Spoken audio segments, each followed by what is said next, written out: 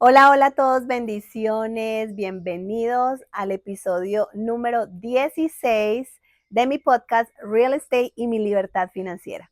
El día de hoy vamos a hablar acerca de cómo puedes utilizar tu casa como un puente para salir completamente de deudas.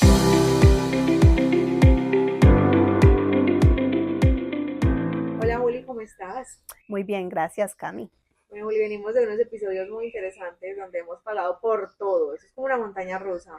Hemos pasado por tu historia, por tu manera de salir adelante, por lo perjudicados que pueden ser algunos personajes. Hablemos como de personas en concreto, todo tipo. Y ahora vamos a hablar, no sé, quería preguntarte si de casualidad tienes algún caso por ahí que se te venga a la mente que tú digas, una persona tenía toda la iniciativa de iniciar su inversión y su camino hacia su libertad financiera, pero estaba tan ahogado en las deudas que tuvimos que hacer un pare, replantee y continúe. No sé si tienes algo ahí que nos puedas contar. Sí, Cami, tengo casualmente uno fresquito. Tengo un cliente al cual le ayudé a comprar su casa hace algunos años. Eh, este cliente compra la vivienda y hace poco me contacta diciéndome que quiere comprarse una nueva casa, eh, pero que necesita mm, tratar de solucionar algunas deudas que tiene que saldar primero para poder llegar allá. Cuando hacemos el análisis, buscamos generalmente cuando tú tienes una vivienda que ya has pagado, pues vas a tener una plusvalía o un equity que ya has ganado con esa vivienda al paso de los años, ¿cierto? Entonces la idea es que utilices esa plusvalía o ese equity para poder eh, utilizar ese dinero de manera inteligente, de modo que te beneficie, ¿sí? Y nosotros pues le ayudamos a este cliente a revisar si era viable o no hacerlo. Le mostramos las opciones que habían en el momento, cuáles eran las tasas, cuánto le iba a salir el costo del refinanciamiento, cuánto le iba a salir la deuda, cuánto iba a pagar al mes versus cuánto estaba pagando actualmente. Entonces, con este cliente en lo específico, les pido disculpas por mi voz, estos días han sido un poquito agotadores, entonces estoy como un poco congestionada. Pero este cliente en lo personal tenía alrededor de unos $35,000 en deuda. ¿Okay? Cuando hicimos los números para ver cuánto tiempo le iba a tomar salir de esa deuda, nos arrojaba que si él hacía y seguía haciendo los pagos mínimos, que era lo que estaba haciendo en el momento, y creo que para ese valor de deuda que él tenía, él estaba pagando como aproximadamente unos $1,200 al mes, casi una renta, ¿sí? Con ese pago mensual, a este cliente le iba a tardar como 40 y pico de años en terminar de pagar esas tarjetas si hacía solo el pago mínimo, ¿sí? Era lo que él podía hacer en el momento. Él quería pagar más, pero no había podido porque la verdad las deudas eran muchas. Entonces, ¿qué hacemos? Revisamos la plusvalía de su vivienda en la actualidad, revisamos cuánto era el costo de los gastos de cierre, revisamos cuánto era la tasa que le podríamos ofrecer y cuando combinamos el pago que él hacía por su hipoteca en el momento con el pago que él hacía hacia sus tarjetas de crédito, era muchísimo mayor que lo que iba a terminar pagando por consolidar todas las deudas en una sola. Entonces, ¿qué hicimos? Lo que hicimos fue que unimos el préstamo actual y todas esas deudas las pagamos, las cancelamos y ya solo quedó con un préstamo, o sea, con un nuevo préstamo que reemplazó el préstamo actual. Esa tasa de interés estaba un poquitito por encima de la que él tenía, pero estaba muchísimo por debajo de las tarjetas de crédito. Entonces, a la hora de hacer la combinación de esas deudas o la unificación de esas deudas completas y quedarse con solo el mortgage, matamos como 10 pájaros de un solo tiro. Uno, el cliente quedó literal libre de deudas, cero deudas. Pagamos creo que como 3 tarjetas de crédito que tenía, ¿sí? Las 3 sumaban $35,000. ¿Okay? 2, su puntaje crediticio aumentó significativamente, lo cual le ayudaba ahorita a poder calificar para un nuevo préstamo porque ya su puntaje no estaba en lo que estaba cuando vino a nosotros, ¿sí? 3, está ahorrando dinero mensualmente porque ahorita su pago mensual que está realizando sobre su nuevo mortgage es muchísimo más bajo de lo que estaba pagando por sus tarjetas de crédito.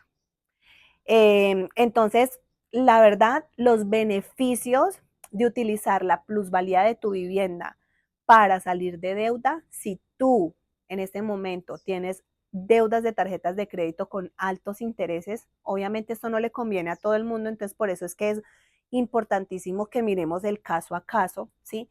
Cada persona y cada caso es completamente único, como siempre lo he dicho, Cami, pero lo importante es revisar, ¿sí? Hacer esa primera consulta y mirar dónde estás parado, qué deudas tienen, cuánto debes, cuáles intereses tienes en esas deudas y mirar si tu casa tiene suficiente plusvalía para que puedas realizar este ejercicio. A manera de consulta, luego de todo este proceso con ese cliente, ¿logró hacerse su casa o continúa en el proceso? Más o menos de cuánto es el proceso del estudio. Obviamente sabemos que solicitar un nuevo préstamo no es de hoy me acosté a dormir y mañana ya lo tengo, pero más o menos cuánto puede ser el proceso. El proceso tarda lo mismo que recordemos y rebobinemos un poquito porque este cliente ya tiene casa, ¿cierto? Entonces logró hacer el préstamo, el cual reemplazó su préstamo actual y el proceso toma 30 días calendario. O sea que es bastante rápido. Es lo mismo que si estuvieras comprando una vivienda, cuando entras en contrato 30 días generalmente es lo que se pide del proceso desde que entras en contrato hasta el cierre y eso es más o menos lo que tardó, o sea, es muy rápido. Hay algo de lo que siempre hablamos, que no lo hemos hablado en estos últimos, qué errores puede llegar a cometer la persona cuando decide hacer este nuevo plan de pagos para sus deudas, para sus créditos, por así decirlo. ¿Qué errores puede llegar a cometer? No sé, tal vez vengo muy juicioso pagando un poquito más del mínimo, pero en una decido otra vez caer en la tentación y vuelvo y me subo. ¿Qué tan perjudicial puede ser eso a mitad del proceso? Una cosa es antes de siquiera empezar y otra cosa es en la mitad. Me hiciste acordar y me río por no llorar, porque nos ha sucedido mucho, Cami. Bueno, ya no más porque ya ahorita somos súper enfáticos en eso al principio, pero nos sucedió mucho, pues obviamente yo llevo muchos años en esto, pero nos sucedía que los clientes en pleno proceso iban y sacaban un carro.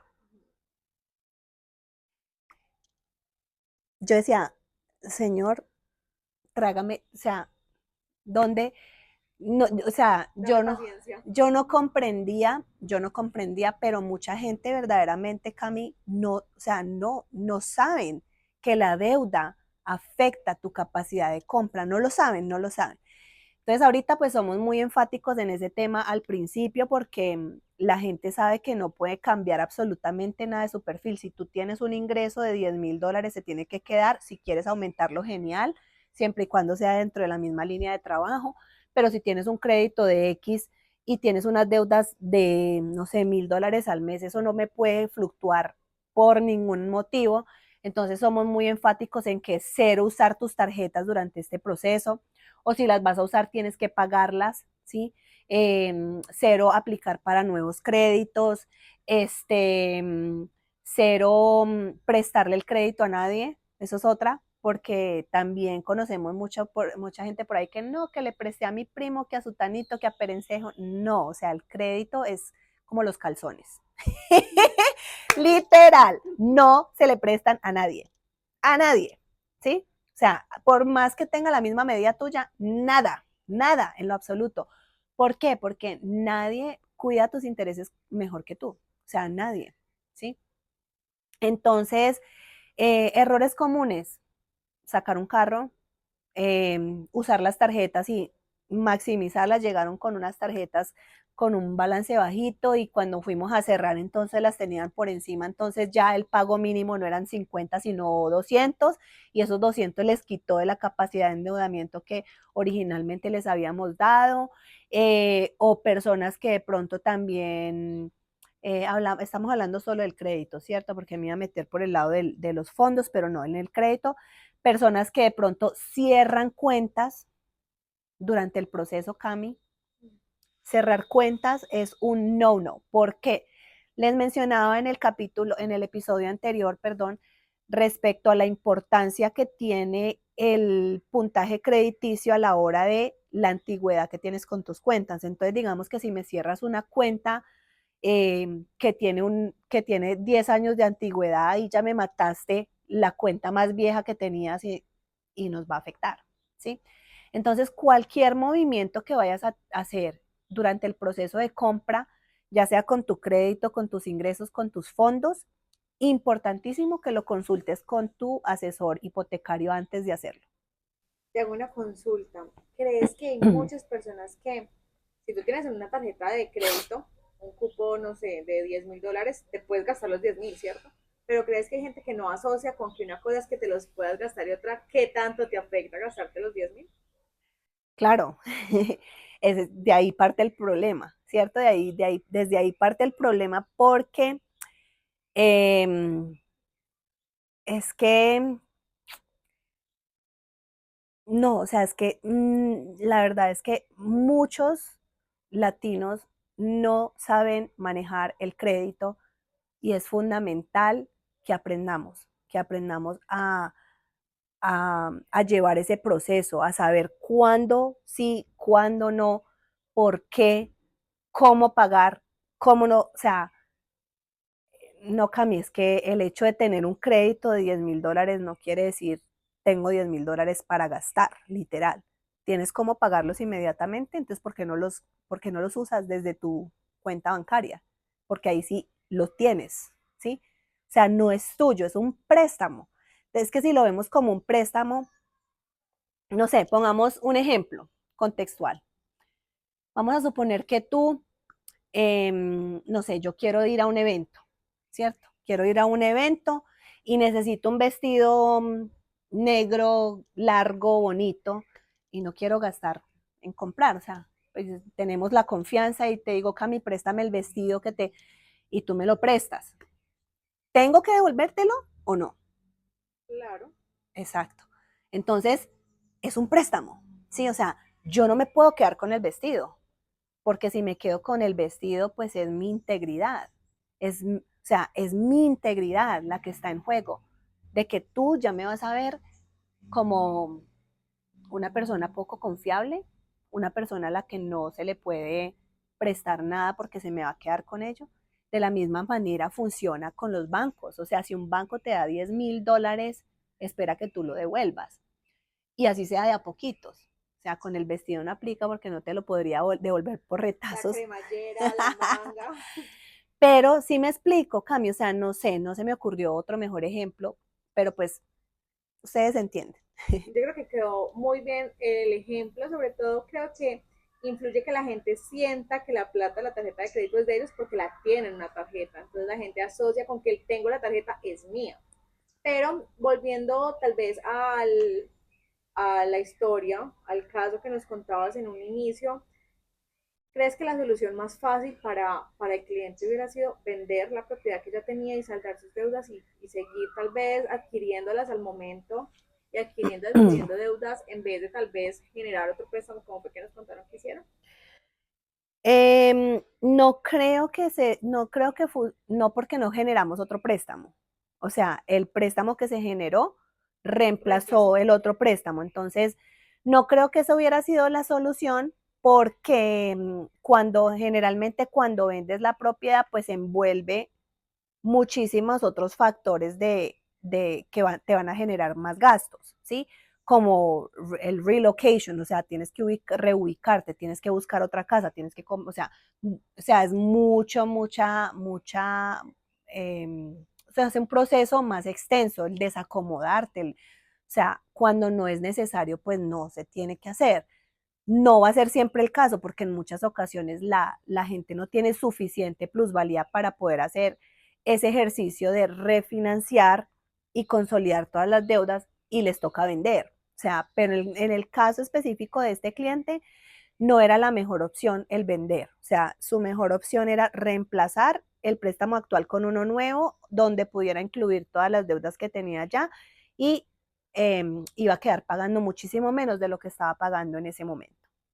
¿Qué consejo le puedes dar a alguien que en este momento quiere aumentar su inversión inmobiliaria, pero que siente que tal vez tiene deudas que no le van a dejar tener un buen proceso o un buen resultado?